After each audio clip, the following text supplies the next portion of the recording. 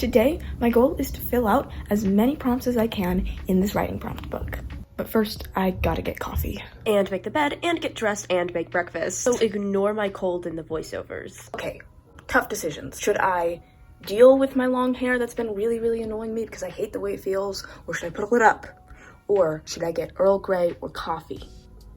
It was so loud raining last night, and I felt super sick, so I'm really tired. My go-to breakfast is whole grain toast with butter and honey on it. I used to use sourdough, but we don't buy that anymore. Sometimes I don't eat breakfast, but usually I like to have it because I forget about lunch.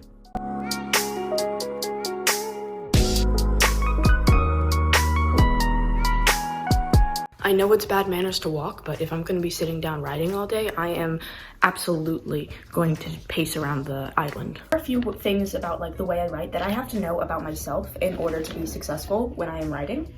I want to be with some tea. I need to be wearing something that's like really cozy. Also, I'm very influenced by the books that I read and their styles. The book that has most influenced my writing style is probably Aragon. Another thing is how it's really difficult for me to start writing, but once I get into it, it's just super fun and I can't stop. So I really don't like to be interrupted. It's the 10th of December, but I don't really want to eat 10 chocolates, so I'm just gonna eat 5. And then we'll get ready to write. Look at all those wonderful pages. I'm gonna write my notes here, organize them here, and I'm gonna do this either in a little blurb or a beginning, middle, and end, and then questions. So what I need to ask myself if I wanted to make these little prompts into a full-blown novel.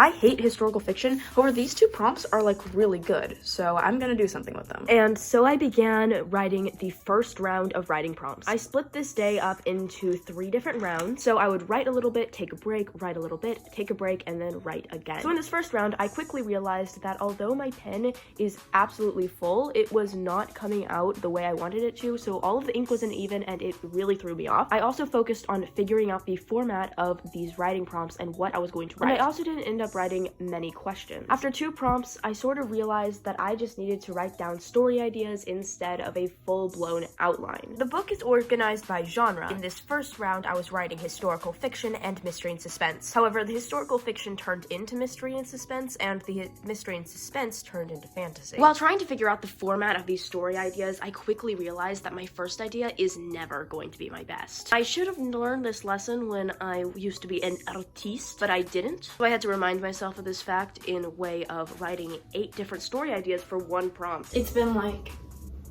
30 minutes to an hour. I really don't know. I wasn't keeping track of the time. The thing is, I've been writing 3 story ideas for each prompt, and I need to slow down, and I'm not really interested in a lot of these prompts because they're very specific and they're just not up my alley, and that may be because I'm in the crime genre. All of the stories that I've come up with have the potential to be fantasy, and they would be even better if they were fantasy. But knowing me, the fantasy prompts are just gonna be like, meh. So I'm gonna take a little bit of a break. I've been trying to read a lot this month, and I am finally on my 3rd book. At the moment, I'm reading Flowers for Algernon, and I'm absolutely loving it, especially the way that Daniel Keyes writes someone who may be of less intelligence, and just the complex emotion of the character. I just wish there were more women in it, but I think that about most books because I don't like books if there aren't women in it. I have acquired Earl Grey tea, and I think I oversteeped it. I have perfected the length of time that I need to put the water in the microwave, and yes, I make it in a microwave. I do not want to take that all the way downstairs. It's just quicker, you know?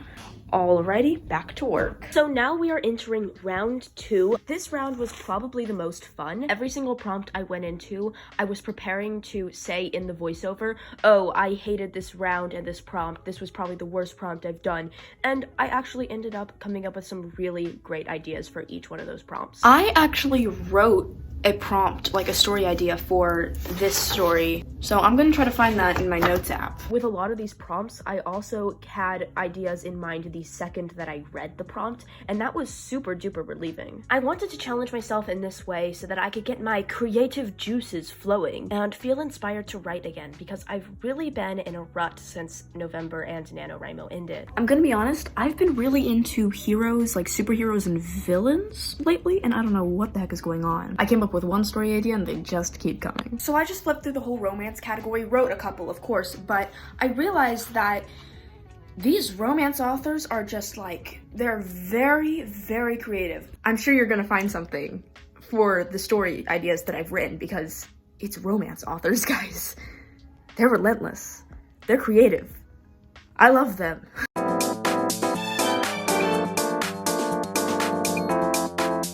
It's like 4 o'clock.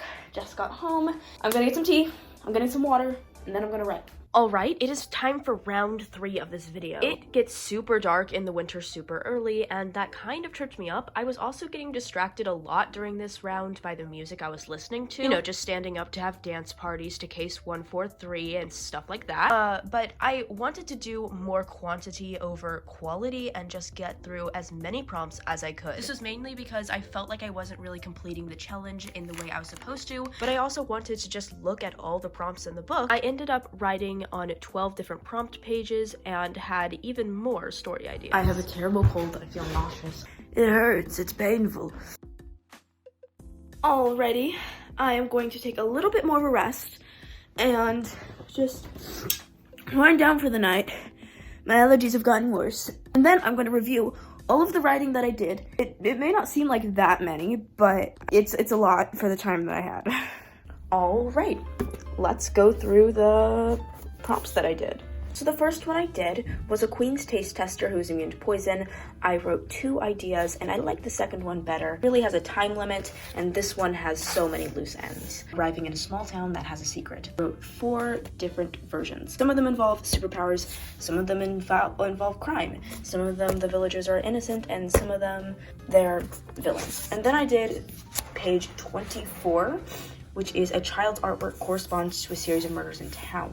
I was actually really stumped. I realized I can just do something about a psychic. Now we're on round 2. Orphanage with a history of criminals, and this is where I really go full superhero with my prompts, and this becomes a reoccurring theme.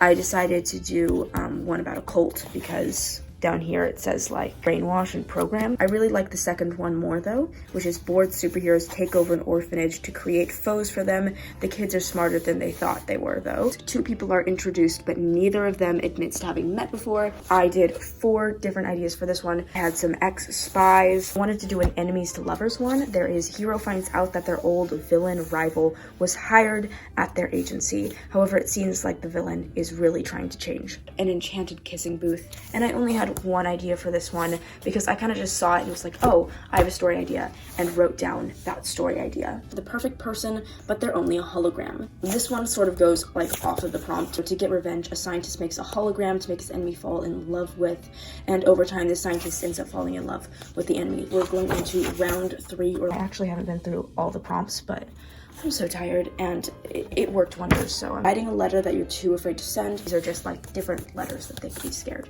to send. So a letter to someone whose death you caused mother, or a murder confession to the police. A sibling you think you'll never understand. Watch a sibling be the perfect child while the main character is not, and eventually the perfect child decides to stop being perfect and run away and ask their sibling to take over. Burying someone you loved. So this third one is about a cult who's burying someone alive, but you only figure it out probably at the end of like the short story, whatever.